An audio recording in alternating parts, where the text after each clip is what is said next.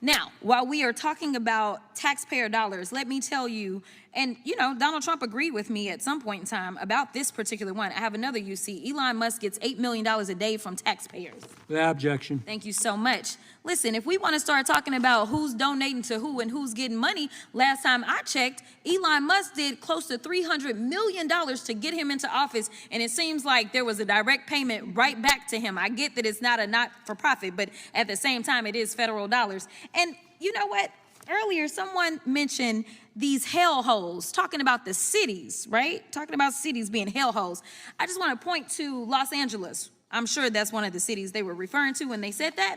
Los Angeles contributes almost $20 billion in taxes. You know what? That's more than all states in this country except for 4. So guess what? If we are going to push any ideologies, it seems like LA should have an outsized interest in the ideology, because it seems like they actually contribute more money than all these other states, especially these red states, to be clear. In fact, I have another UC.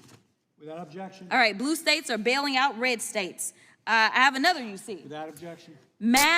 Massachusetts sends more funding to the feds than any other state. It seems like blue states are constantly putting red states on life support, yet we got these little red states that ain't contributing nothing, but they are definitely taking up a lot of money.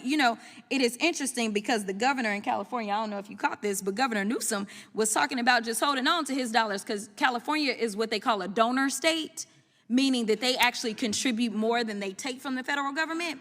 And then you can go down south to states like Louisiana, who are broke, and so they need California to pay in. So it is so interesting that we are so concerned about whether or not we are pushing certain ideologies. But let me talk about some of these. I've got a few questions. We're gonna play a game called Radical or Restorative. Radical or Restorative, a nonprofit that provides shelter and legal aid to human trafficking survivors.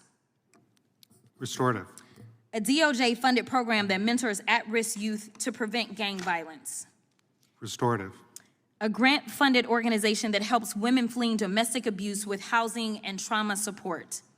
Restorative. A USAID program that works to shut down scam compounds trafficking people in Southeast Asia.